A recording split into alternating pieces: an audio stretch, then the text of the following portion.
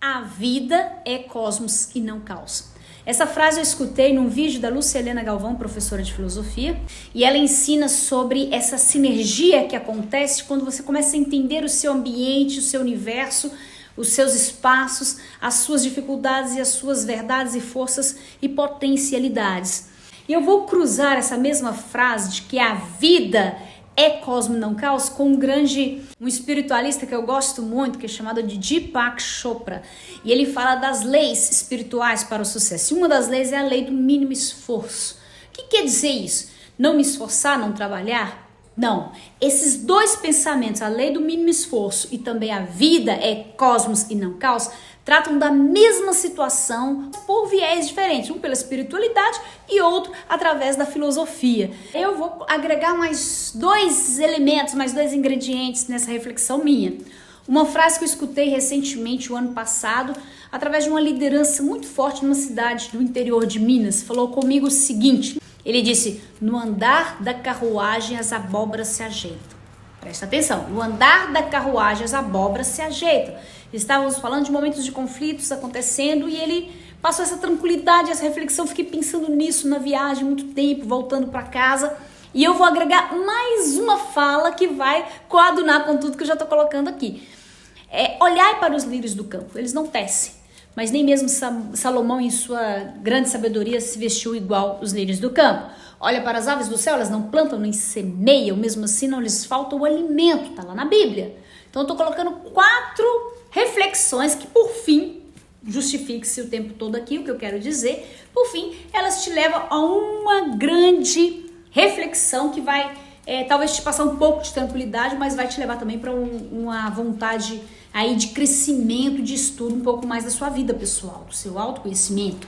E aí é importante você entender que autoconhecimento perpassa por compreender o que está no seu entorno, aquilo que te completa. Bom, vamos para a prática então. Como que funciona isso? Primeira coisa, se a vida é cosmos e não é caos, significa que tudo que está acontecendo está contribuindo para o meu crescimento e para a minha evolução. Esse é o primeiro ponto.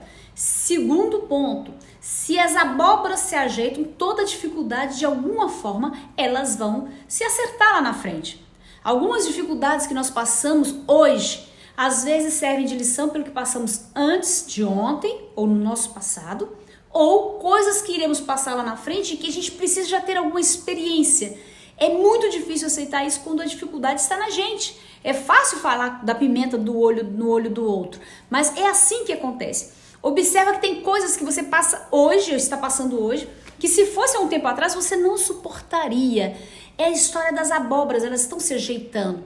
E algumas desavenças, diferenças, dificuldades que acontecem, elas vão criando um rumo certo de alguma forma. As coisas vão colaborando para que você tenha de alguma forma uma saída lá na frente. Obviamente, isso não pode ser confundido com a letargia, com a falta de iniciativa. Não é sobre isso que eu estou falando. Eu estou falando de uma pessoa que está proativa, buscando o seu sucesso, buscando o sucesso dos seus colegas, do seu trabalho, da sua empresa, da sua comunidade, mas que com todas as dificuldades que passa, começa a entender que tudo que está acontecendo com ela vai sinalizar lá na frente de alguma forma um crescimento espontâneo que acontece pelas dificuldades diárias e a nossa forma de enfrentar a situação. E aí, agregando um pouco de Bíblia, um pouco de espiritualidade, um pouco de filosofia, eu quero te passar um pouco de tranquilidade para o que você está passando. Quando nós nos colocamos em posição de liderança, quando nós desejamos também outros espaços de liderança, nós estamos nos propondo a dor do crescimento. Crescer dói, nascer dói, já dizia a monja, a Cohen, que fala sobre isso, crescer e nascer dói. E crescimento significa criar casco duro, ter resistência para a adversidade. Eu vou colocar mais uma pimentinha do Eckhart Tolle sobre a negação. Toda a experiência vivida eu não posso negar que quando eu nego eu resisto, quando eu resisto eu sofro. Ah, tá bom, Élida, eu não vou sofrer com o que eu estou passando. Sofra, mas sofra por um tempo. Busque sabedoria para poder acrescentar toda a experiência vivida nas próximas oportunidades que surgirem.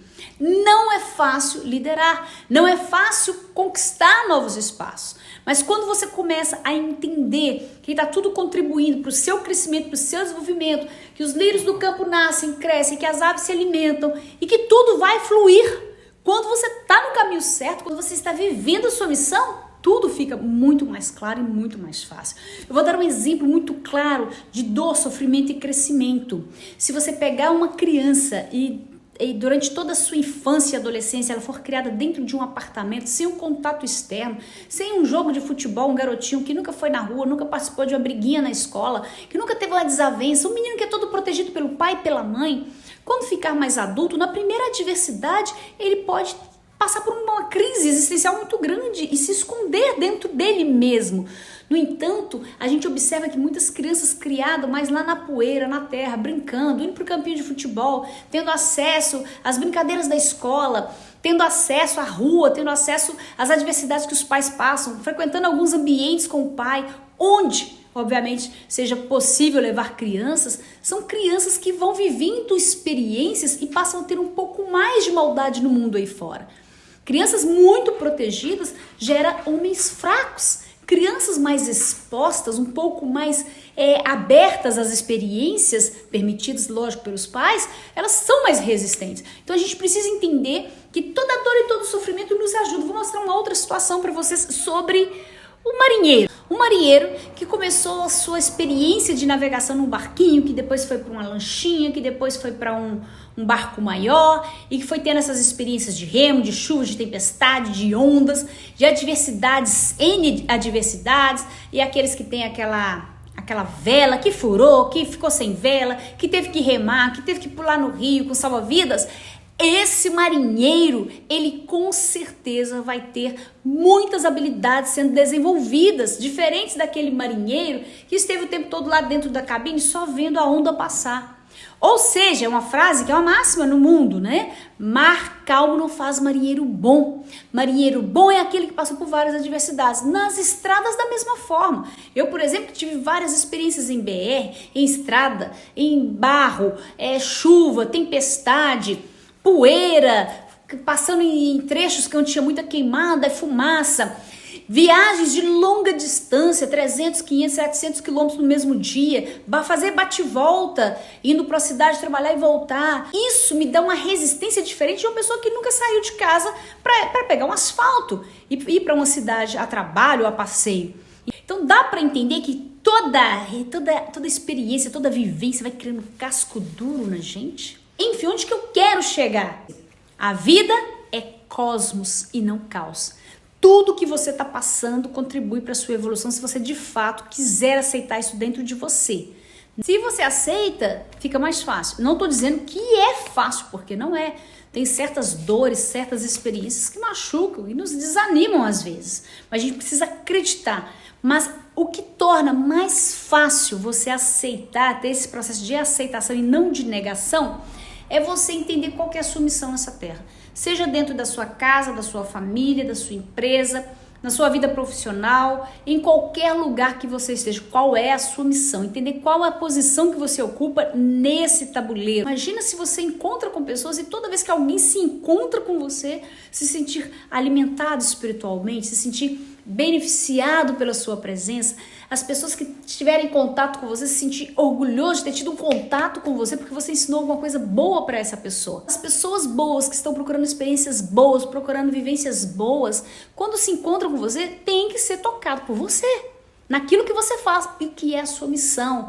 Volto no exercício do Ikigai que eu ensino aqui no meu Instagram, ensino no YouTube. Alimente-se de verdades, de literatura, de informações que fazem você ser melhor para você mesmo, para você mesma e para as pessoas no seu entorno. Procure o autoconhecimento, entenda seus limites, entenda tudo que acontece em volta de você e não veja como caos, mas como cosmos.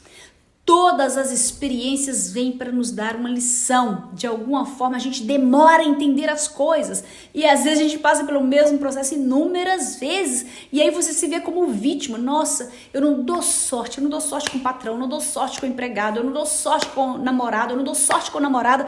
Não é isso, a questão não é essa. É aquilo que você ainda não aprendeu de lição para melhorar isso em você, as relações pessoais e interpessoais, porque tudo na nossa vida gira em torno de relacionamento.